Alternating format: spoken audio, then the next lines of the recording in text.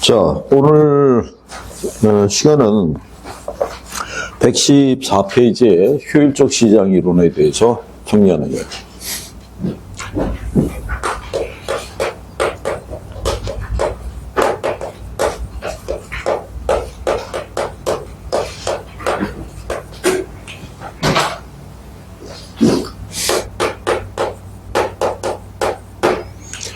이 효율적 시장 이론을 배우시는 거는 정보에 관련해서 배우는 거예요. 이렇게. 왜 그러냐면 부동산 시장에서 현재 형성되어 있는 부동산 가격은 현재 우리가 알고 있는 정보까지만 반영이 돼 있어요. 그러니까 미래 정보에 대한 거는 가격에 반영이 안 돼 있어. 근데 우리가 또 확인되지 않는 사실을 가지고 거래를 하다 보면 매도자가 생각하는 가격과 매수자가 생각하는 가격에 괴리가 생길 수밖에 없어요. 그거를 조율을 해줄 수 있는 사람이 중개업자라고 생각하면 돼요. 우리가 가장 많이 듣는 얘기가 어느 지역이 개발이 된다더라. 어디에 도로가 열린다더라. 어디에 지하철역이 들어선다더라. 확인되지 않는 사실만 갖고도 부동산 가격은 계속 변할 수 있다는 얘기예요. 그런데 그거는 실제로 일어날 수도 있고 그렇지 않을 수도 있는 거예요. 그러면 매도자가 생각하는 기대 가격과 매수자가 지불하려고 하는 가격에 괴리가 생길 수밖에 없다는 얘기예요. 그거를 서로 간에 조율을 끌어낼 수 있는 게 중개업자니까 이 과정에 대한 기본적인 지식을 갖고 있어야 되더라 이런 얘기인 거예요. 그래서 그거를 배우는 게 이제 효율적 시장 이론인 거예요.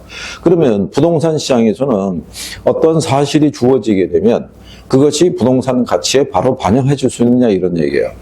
부동산 가치라는 거는 장래 기대되는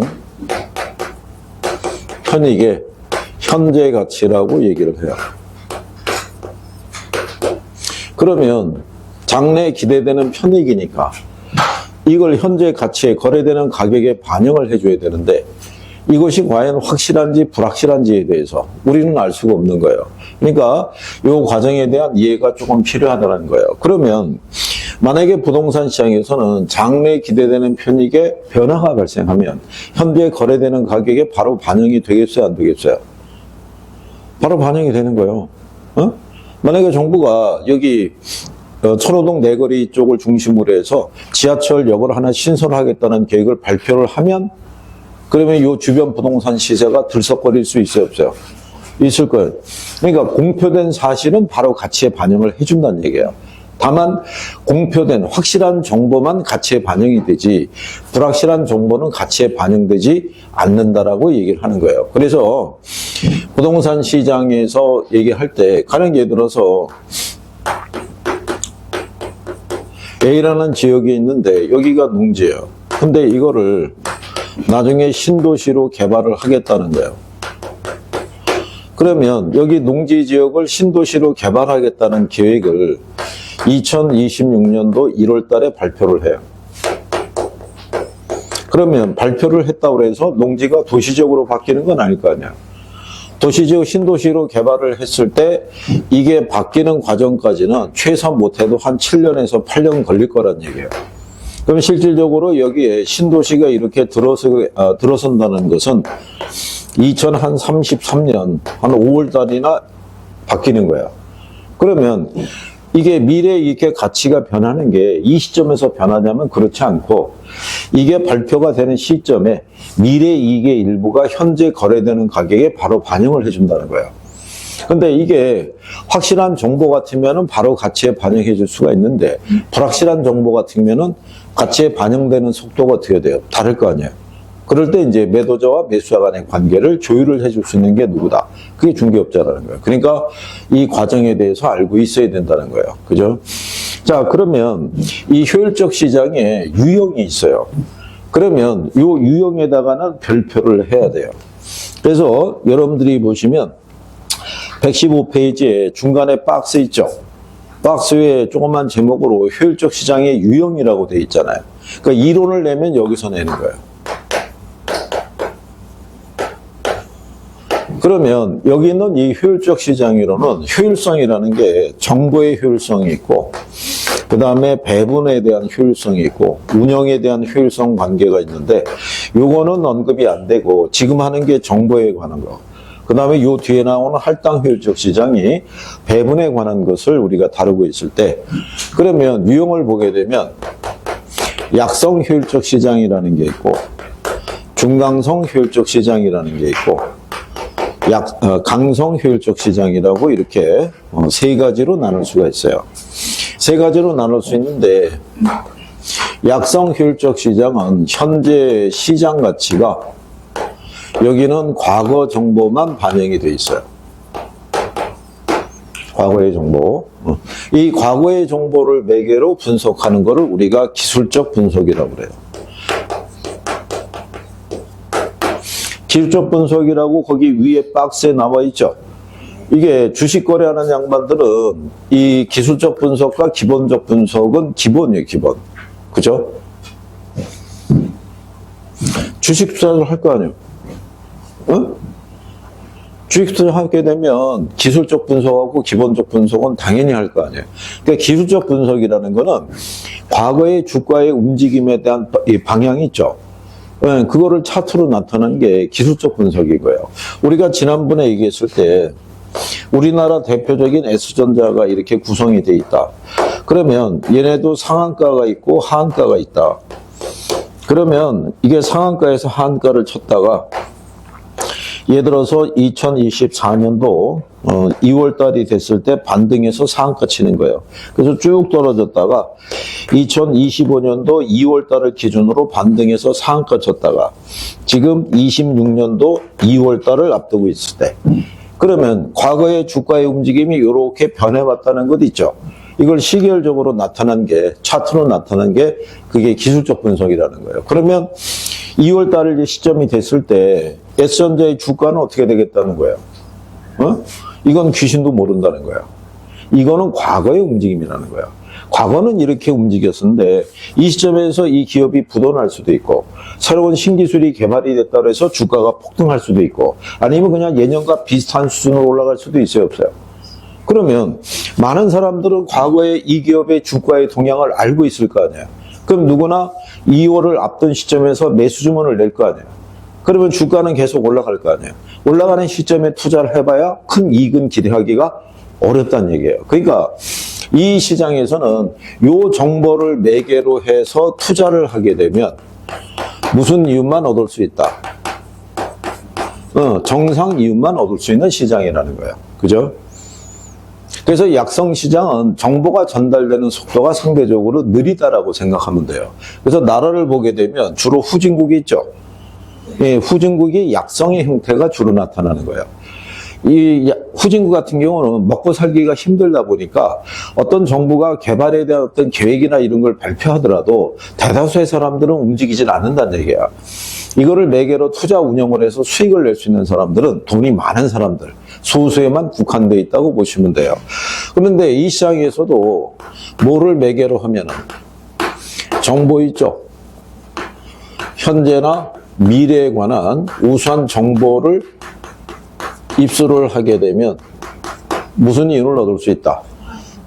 초과이윤을 얻을 수 있는 시장이야. 그러니까 과거의 정보를 매개로는 정상 이윤밖에는 못 얻어. 그런데 뭐를 활용을 하면? 정보를 활용하면 초과이윤을 얻을 수 있다는 얘기예요. 그러니까 시장에 거래되는 가격에 완전한 정보가 반영이 안 돼 있는 거예요. 그런데 중강성 효율적 시장은 이게 현재 정보가 반영이 돼 있어요. 현재 정보를 매개로 한 분석을 무슨 분석이라 한다? 그를 기본적 분석이라고 그래. 근데 현재는 과거를 내포하고 있잖아요. 그러니까는 약성 시장에 대한 거를 이렇게 포함하고 있는 게 중강성이에요. 그죠? 그러니까 중강성 시장은 현재뿐만이 아니라 과거의 정보도 반영이 돼 있다, 안 돼 있다? 돼 있는 거예요. 그러면 여기서 얘기하는 기본적 분석의 의미는 뭐가 되냐면 예를 들어서 S전자가 시장에서 주당 8만 원에 거래가 되고 있어요. 이게 이제 시장 가치인 거예요. 그죠? 그런데 투자자는 S전자의 성장성과 안정성과 수익성을 기반으로 한 분석을 하는 거예요. 내가 분석을 했을 때 얘는 한 10만 원 그 이상에 대한 가치도 갖고 있는데 현재 시장에서는 얼마? 8만 원인 거예요. 이게 투자 가치라는 거는 투자자 개인에 의해서 판단이 이루어진 걸 투자 가치라고 그래요. 그러면 내가 볼 때는 10만 원 이상의 가치를 가질 수 있는데 시장에서는 8만 원에 거래되고 있다는 얘기는 투자 가치보다는 시장 가치가 작잖아요. 그리고 나는 위험을 감수하고 투자할 수 있다 없다? 투자할 수 있다는 얘기예요. 그런데 시장에서는 8만 원에 거래되고 있는데 내가 봤을 때는 한 5만 원 정도밖에는 가치가 없는 거예요. 그럼 너무 지금 비싸게 매매가 되고 있잖아요. 그럼 나는 투자한다 안 한다? 안 한다는 거예요. 그런데 문제는 뭐냐? 우리나라에서 동학개미도 있고 서학개미도 있고 그런데 개미 투자자들이 투자해서 수익을 내는 거는 1,000원이에요. 1,000원. 왜냐하면 개인이 입수하고 분석할 수 있는 정보는 한정되어 있는 거예요. 그죠? 그러다 보니까 자기들이 분석을 해서 이게 상대적으로 앞으로 주가 상승에 따른 차익을 기대할 수 있는 것에 투자해서 수익을 낸다는 거는 결코 쉬운 건 아니다. 이런 얘기예요. 기본적으로 이런 분석도 안 하는데 정보가 전달되는 속도가 우리 지난번에 한번 얘기했지만 홍콩에도 증시가 열리는데 우리보다 규모가 커요. 근데 홍콩 증시의 움직임이 우리나라보다 한두 시간인가 빠르다는 거예요. 정보가 전달되는 속도가. 그러면 예를 들어서 뭐 개인적으로 투자하는 투자자들이 홍콩에다가 대리인을 둘 수는 없잖아요. 그런데 큰 돈을 움직이는 사람들은 홍콩이나 뉴욕 등에 대리인이 있을 수 있어요, 없어요? 그러면 정보가 전달되는 속도가 빠를 거 아니에요. 그렇잖아요? 주식 투자만 해갖고도 생업을 유지하는 사람들도 있어요. 여의도에 많이 있어요. 또는 각 지역마다 자기들이 개인 사무실 내서 분석을 해. 컴퓨터 몇 대 갖다 놓고. 그런데 그 사람들이 여의도에다가 몰려있는 이유는 컴퓨터가 전달되는 속도가 여의도가 조금 더 빠르다는 거예요. 단 몇 초라도. 그러니까 그 정보에 대한 것을 판단해서 주식을 갖다가 매도하거나 매수하거나 했을 때 그런 부분의 차이라는 거예요. 그러니까 결론은 뭐냐? 현재 알고 있는 사실을 갖고 투자해봐야 큰 이익을 기대하기는 어렵다는 얘기예요. 그죠? 그러니까 여기도 현재 시장이 알려진 정보를 가지고 투자를 했을 때 투자자가 얻을 수 있는 건 무슨 이윤밖에 없다. 그런데 여기에다가 뭐가 입수가 되면 미래에 우수한 정보를 입수할 수 있으면 무슨 이윤을 얻을 수 있다. 우리 저기 그 깐부치킨 그 회동했던 곳 알죠? 언론에서 많이 얘기했으니까. 그 무슨 그 아저씨가 갖고 있는 그 기업의 이름 있죠? N으로 시작되는 거. 어? 걔네가 지금 이 정도의 성장세를 기록할 것이라는 정보를 내가 확신할 수만 있으면 저렴했을 때 투자했을 거 아니에요. 그래서 한 8년 전, 9년 전에 그 기업 주식을 매수한 사람들은 수익률이 어마어마한 거예요, 지금. 그렇잖아요? 그러니까 미래 확실한 정보를 내가 사전에 입수할 수 있으면 막대한 차익을 기대할 수 있어요. 그거는 부동산 시장이나 주식시장이나 똑같아요. 그래서 주식시장도 내부자 거래에서 단속이 심하죠. 그러니까 부동산 시장은 거기에 대한 단속보다는 그 정보를 빼내기 위해서 정보 비용의 지출이 상당히 큰 거예요. 그래서 그런 것이 이제 중강성 시장인 거예요. 그러니까 중강성에서는 과거나 정보를 이용해서 투자해봐야 무슨 이윤밖에. 대신에 미래한 우수한 정보를 사전에 입수할 수 있으면 무슨 이윤을 얻을 수 있다. 초과이윤을. 그러면 약성과 중강성을 가만히 생각해보면 현재 가지고 있는 정보로는 정상이윤밖에 없어요. 근데 무슨 이윤은 얻을 수 있다. 초과이윤을. 뭐를 활용하면? 정보를 활용하면. 그런데 강성시장은 모든 정보가 반영이 돼 있어요. 시장에 공표가 된 것이든 미공표가 된 것이든 간에 모든 정보가 반영이 돼 있어요. 그러니까 이 시장은 얘네를 다 내포하고 있는 시장이에요. 그죠? 그러면 이 시장에서 투자자가 투자를 하게 되면 정상 이윤을 획득하게 되는데 초과이윤은 기대할 수가 없는 시장이에요. 왜? 두 개 시장에서 초과이윤을 얻을 수 있는 건 뭐가 매개가 돼야 돼요? 정보가 매개가 돼야 되는데 모든 정보가 다 반영이 돼 있잖아요. 그러니까 투자자가 투자해서 얻을 수 있는 건 무슨 이윤밖에 없다. 정상이윤밖에. 그러니까 이 시장에서는 정보에 대한 것도 무의미하고 그 다음에 무슨 이윤도 발생하지 않는다. 초과 이윤도 발생하지 않는 거예요. 그러니까 강성을 출제할 때 틀린 지문을 준 건 이걸 내는 거예요. 강성시장에서는 정보를 잘 분석하면 무슨 이윤을 기대할 수 있다. 초과 이윤을 기대할 수 있는 시장이다 그러면 틀리는 거예요. 그래서 약성과 중강성과 강성에 대한 거. 그래서 시험에도 한번 활용한 적이 있는데, 자, 약성은 과거, 중강성은 현재, 강성은 모든 정보를 반영하고 있는 시장이다. 이렇게 나오면은 틀리는 거예요. 여기 중강성에는 이게 포함이 돼 있다라고 인식을 해줘야 돼. 그래서 시험에 이렇게 유도해서 오답을 유도한 거예요. 그러면 이제 깊게 생각하지 않는 사람은 맨날 배웠을 때 과거, 현재 모든 정보 이렇게 했다 보니까 현재 정보를 반영한 시장이다 이러면 틀릴 거 아니에요. 그 안에 이제 지문 안에 그 함정을 만들어 놓은 거예요. 그러니까 출제자들은 내용을 어렵게 출제해서 여러분들을 틀리게 하는 게 아니라 실수와 착각을 유도하는 거예요. 1분 안에 풀어야 되는데 뭘 그렇게 어렵게 내겠어요? 그거는 쉽지 않은 거예요. 그죠? 그러니까 개념만 정확하게 알고 있으면 답을 찾을 수 있다는 거. 포인트는 두 개 시장에서는 뭐를 얻을 수 있다? 초과이윤을. 단 뭐를 이용했을 때만. 정보를 매개로 했을 때만. 하지만 강성은 초과이윤은 기대할 수가 없다라는 것을 기억을 해주면 되는 거예요. 그 다음에 117페이지에 가게 되면 할당 효율적 시장이라고 명시가 되어 있어요. 이게 교재들마다 표현들이 조금씩 다 차이가 있는데,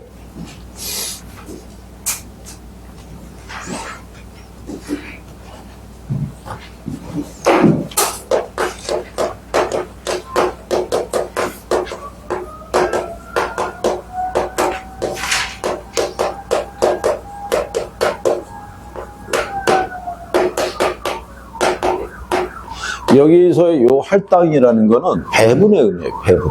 네? 배분. 할당적 또는 배분적 효율성 이렇게도 얘기할 수 있는 거예요.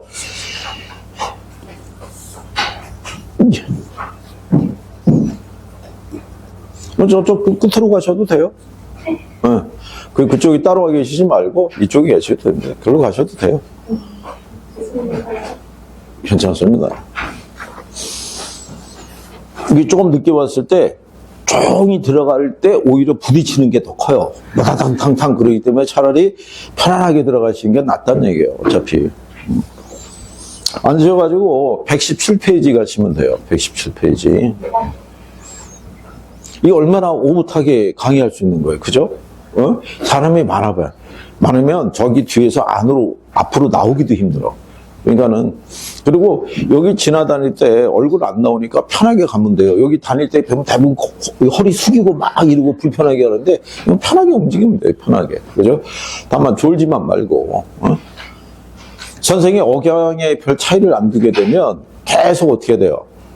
그게 말소리에 빠지는 거예요. 그래서 혼자 여행을 떠나는 거예요. 쭉 떠나면서 어디론가 멀리 떠났다가 갑자기 정신이 들면 아까 선생이 여기 있었는데 계속 이 자리에 있는 거예요. 근데 여기 뭔가 가득 적혀 있는 거야. 근데 그거 봐봐야 남는 게 없잖아요. 남는 게. 그렇잖아요. 자, 이 할당적 효율성이라는 거는 우리가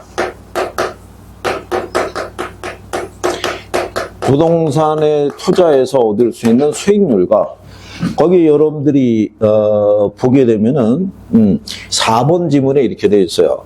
부동산 투자와 다른 투자 대안에 따르는 위험을 감안했을 때 부동산 투자의 수익률과 다른 수익률이 서로 같도록 할당되었다는 의미다 이렇게 되어 있죠. 그게 할당적 효율성의 이라는 얘기예요. 할당적 효율성이라는 게. 그러면 부동산 투자 수익률과 다른 투자라고 그랬으니까 우리가 예를 들어서 정기예금 이자율을 가정을 해보자 이런 얘기예요. 이 두 개의 크기가 같도록 배분이 되었을 때가 그때가 할당적 효율성 또는 배분적 효율성이 달성이 됐다라고 얘기하는 거예요. 그러면 부동산 투자 수익률이 2%고 정기예금 이자율이 2%예요. 그죠? 그러면 대다수의 투자자들은 어디다 투자를 하겠어요? 여기다 투자할 거 아니에요. 여기다 투자하는 이유가 뭐냐면 정기예금에 투자하게 되면 자본 수익과 자본 회수가 보장이 돼요. 그죠?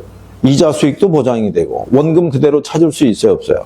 근데 부동산에 투자하게 되면 자본 수익과 자본 회수가 보장이 안 돼요. 임대 수익도 보장이 안 되고 내가 투자한 돈을 그대로 온전하게 돌려받을 수 있다는 보장이 없는 거예요. 그 얘기는 위험과 수익과의 관계를 봤을 때 얘는 투자자가 감수하는 위험이 작아요. 그러니까 수익률을 작게 주는 거예요. 그런데 부동산에 투자하게 되면 상대적으로 위험이 커요.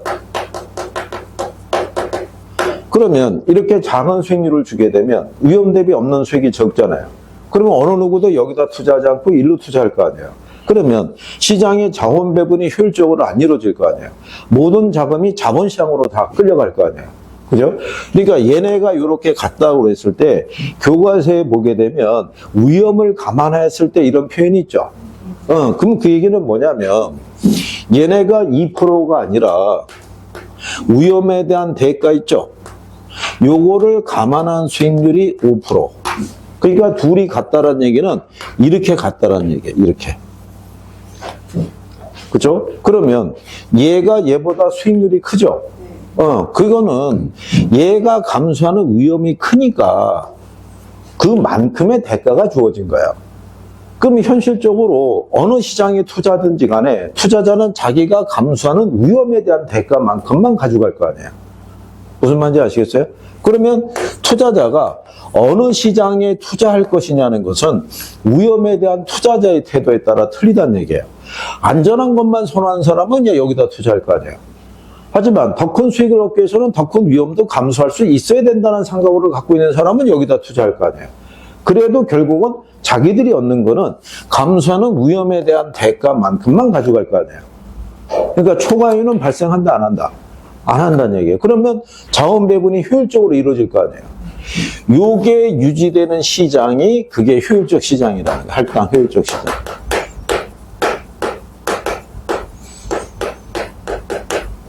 그래서 거기 1번 지문에 할당 효율적 시장에서는 거기 보면 이 정보 가치와 정보 비용이 일치하는 시장이다. 뭐 이런 식으로 표현이 되어 있는데 할당 효율적 시장은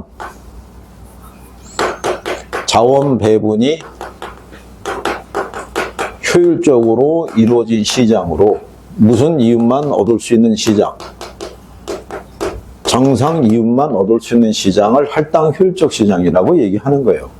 이게 이제 지문을 막 잘라다가 붙여가지고 이렇게 표현이 됐는데 여기 보면 이 시장 안에서는 자원 배분이 효율적일 거 아니에요. 응? 투자자가 10명이 있으면 성향에 따라 5명은 일로 갈 거고 5명은 일로 투자할 거 아니에요. 그러면 시중 자금이 한쪽 시장으로 쏠리지 않고 모든 시장에 이게 골고루 배분될 수 있어요, 없어요? 그러면 어느 시장에 투자하든지 간에 투자자가 감수하는 위험에 대한 대가만큼만 획득할 수 있으니까 무슨 이윤만 가져갈 수 있다? 청상 이윤만. 그게 할당 효율적 시장이라는 거야. 이해하시겠어요?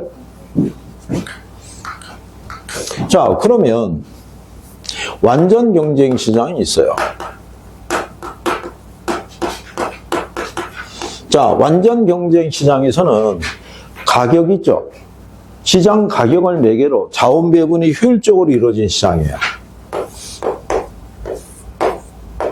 요 가격을 매개로 생산과 소비가 결정이 되는데 이게 일치하잖아요. 만약에 가격이 상승했더라도 공급자 간의 경쟁, 하락했을 때 수요자 간의 경쟁에서 언제나 무슨 상태? 균형 상태를 유지하는 거예요. 그러니까 이 시장도 뭐가 자원 배분이 효율적이고 얘들도 무슨 이유만 얻을 수 있다? 정상 이유만 얻을 수 있는 거예요. 그러면 완전 경쟁 시장은 자동적으로 할당 효율적 시장이 되는 거예요. 무슨 말인지 아시겠어요? 그러면 여기서 얘기하는 포인트는 부동산 시장은 완전 경쟁 시장이에요? 불완전 경쟁 시장이에요? 불완전이잖아요. 그러면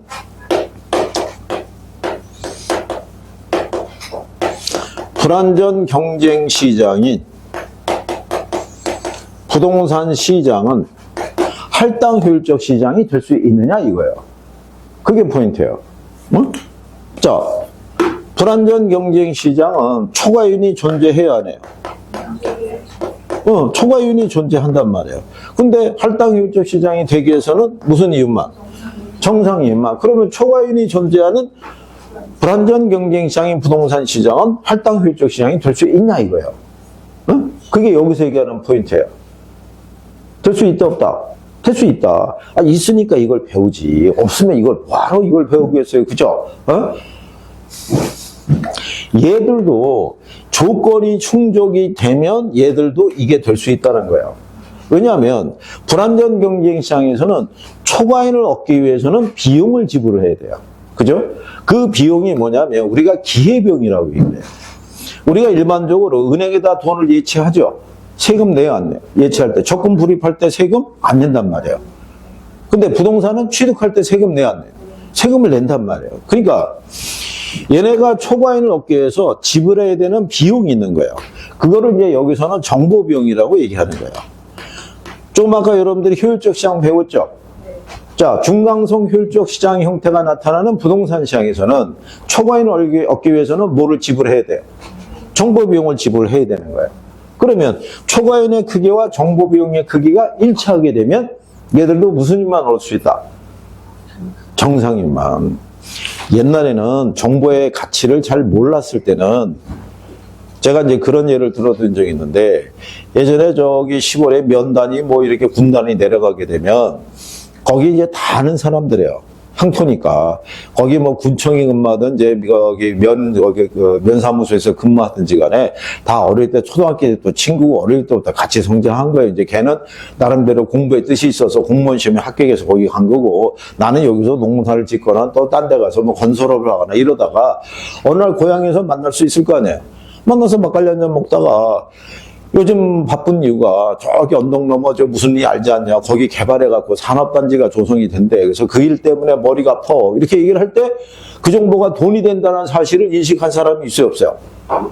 있을 거 아니에요. 그럼 걔가 뭐라 그래? 오늘 막걸리 값은 내가 달릴게. 그래봐야 그거 돈 몇만 원 안 할 거 아니에요. 그걸로 그 사람은 수억 원의 차익을 얻는 거야.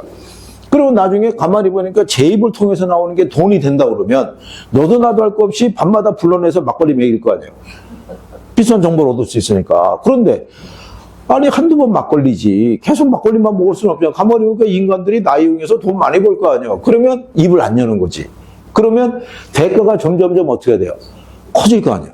그래서 얻는 수익이 만약에 10억이라고 그러면 거기에 상응하는 대가가 주어져야 되는 거야. 그걸 주는 이유가 뭐냐면 그 다음에 또 다른 정보를 또 얻기 위해서 유지하기 위해서. 그러면 내가 얻을 수 있는 초과이윤이 만약에 1억인데 그걸 얻기 위해서 비용이 1억이 들어가면 결국은 이걸 통해서 초과이윤을 얻는 게 아니라 무슨 이유만 얻을 수 있다는 거예요. 이 가정이 성립한다 그러면 얘도 할당효율적 시장이 될 수 있다는 거예요. 그러면 시험에서 나오는 거는 딱 한 줄이야. 불안전 경쟁 시장도 할당효율적 시장이 될 수 있다 없다? 있다. 그거 한 줄이야, 한 줄. 그거 하나 설명하려고 막걸리 등장하고 막 그러는 거야. 시험에 막걸리 나온다 안 나온다? 안 나오는 거야, 안 나오는 거야. 그냥 그거 하나만. 그러면 불안전 경쟁 시장인 부동산 시장도 할당효율적이 될 수 있다 없다? 될 수 있다. 그거 한 줄이야, 한 줄. 응? 그것만 기억하면 돼. 그거 하나 하려고 여기까지 온 거야. 응?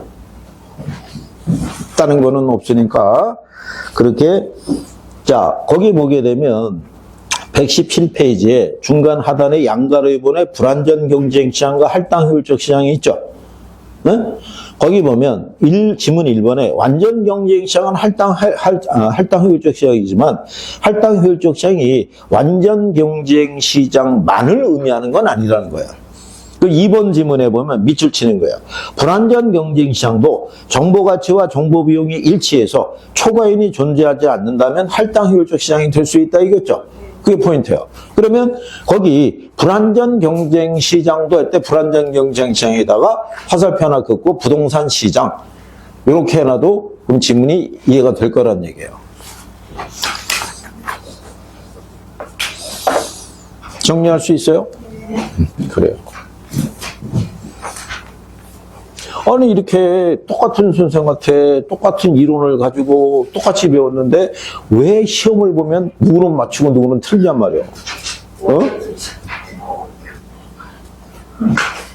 자꾸 그러면 내가 추적을 안 하는데 나중에 추적해갖고 틀린 사람 잡아낼 거예요. 진짜 그거 이런 거 나오면 틀리면 안 되는 거예요. 그리고 뒷페이지에 넘어가면, 자, 중간 박스 밑에 정보의 현재 가치라고 나와 있죠. 네, 계산 문제가 나오는 게 이거예요. 여기서. 그러면 세 번째 나오는 게,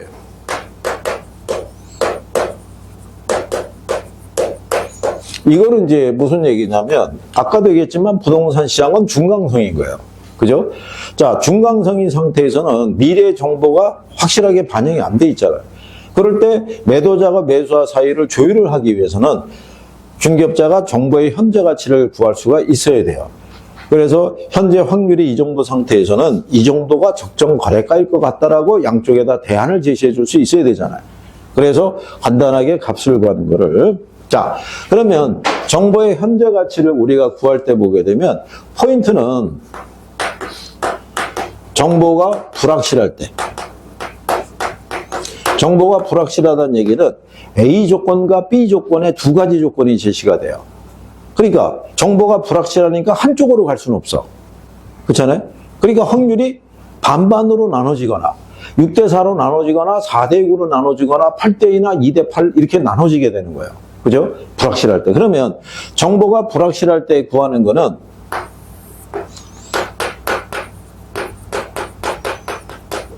식이 이렇게 돼요.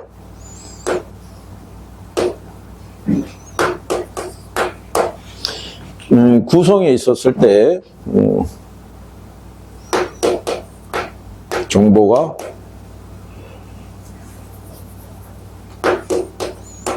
개발이 됐을 때 확률, 안 됐을 때 확률, 이렇게 두 가지가 주어져요. 그러니까 우리가 어느 특정한 지역이 개발이 됐을 때 가치가 있을 수가 있고 개발이 안 됐을 때 가치가 있을 수 있어요, 없어요? 네. 그래서 확률 계산하는 거예요. 확률. 이거는 플러스 확률 3, 4로 계속 확대할 수 있어요. 근데 여러분 시험에서는 몇 개밖에 안 준다. 2개밖에 안 주는 거예요. 2개. 그죠? 그럼 거기다 대입만 하면 되는 거예요. 그러면 여기 요구 수익률은 여기 개발이 된다 그랬을 때 이게 미래 수익이잖아요. 미래 수익을 현재 가치로 환원할 때 얘가 할인율로 쓰여지는 거예요. 근데 여기서 유념할 점은 개발이 1년 후에 될 수도 있고 2년 후에 될 수도 있어요, 없어요? 있을 거 아니에요. 1년이면은 그냥 이렇게 야 요거 수익률 계산하면 되는데 2년이라 그러면 여기다가 1을 곱해줘야 돼요. 그러니까 그걸 놓쳐갖고 틀린 사람이 있어요. 그죠? 그러면 자 여기 주어져 있을 때 정보가 확실할 때 있죠. 정보가 확실하다는 얘기는 몇 프로라는 얘기예요? 100%. 100%일 때는 조건이 하나밖에 없는 거예요. 그죠? 그러면 여기는 그냥 그대로 1 플러스 요거 수익률이 될 것이고, 그러면 미래 수익이 주어져 있을 때 개발이 된다라는 거 이거 하나밖에 없는 거예요. 이거 그냥 나누면 되는 거예요. 그죠? 네, 그래서 근데 한 가지 또 알아두실 거는 이게 계산하는 게 두 가지 방법이 있어요. 두 가지 방법이 있는데 한 가지 방법으로는 이것만 구할 수 있어.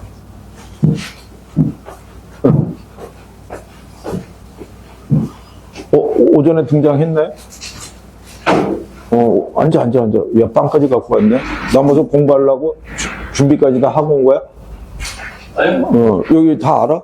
아니요. 원래 저녁반에는 정총각이에요. 정총각이에요. 정총각이고, 이 PT 이거 이제 헬스 트레이너하고 뭐 이런 것 같아요. 그래서 몸에 만드는 데 관심 있으면 얘기하면은 아마 PT에서 뭐 개인 지도까지도 다 해줄 거야. 이제 안 할 거야? 공부해야 돼? 아니, 지인들만. 지인들. 여기는 지인 아니야? 아니. 왜? 네? 왜 이렇게 또 수줍어하지? 여기 오면 좋은 거야. 또 나중에 또 만약에 네가 헬스 트레이너 한다고 그래서 뭐 한다고 그러면 여기서 광고도 해주잖아. 여기서 공부하던 정총각이 PT 이거에서 클럽을 냈다고 해서 홍보도 해주고, 누가 중개업 개업했다 그러면 여기서 홍보도 해주고. 얼마나 좋아. 그렇잖아? 페이지는 118페이지야. 자, 그러면 이걸 계산을 할 때 이 조건으로 계산하는 게 있고, 또 하나는 뭐가 있냐면 이거는 정보 가치를 구하는 거예요. 그러니까 여기 있는 정보의 현재 가치는 정보가 확실한 가치에서 불확실한 가치를 빼면 돼요. 그러면 정보의 현재 가치를 우리가 구할 수 있는데 여기서 물어보는 계산 논리가 하나가 더 있어요. 정보 가치가 아니라 그러면 이 조건 하에서 매도자는 얼마에 팔려고 할 것이고 매수자는 얼마에 이거를 구매하려고 할 것이냐는 것도 있죠. 네, 그 거래 가격을 구할 때는 이 식으로는 다 구할 수 있어요. 근데 또 다른 식으로는 이 정보 가치밖에는